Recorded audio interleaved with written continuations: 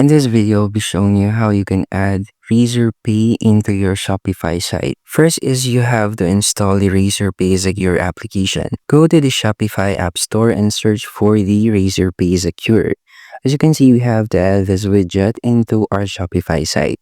So search for it and then click the install button. Now you'll be prompted to log into your Shopify store, as you can see in the third image. Upon logging in, just simply connect the account or the Razorpay application. Now you just need to click the install application and you'll be redirected to a landing page where you should click on the I am an existing user. Then you'll need to provide your Razorpay API credentials. Then enter your Razorpay API key and the API secret and click on the Activate Razorpay Secure or the Activate button. Now that's it. That's how you can add or connect or integrate your Razorpay into your Shopify site, and thank you for listening.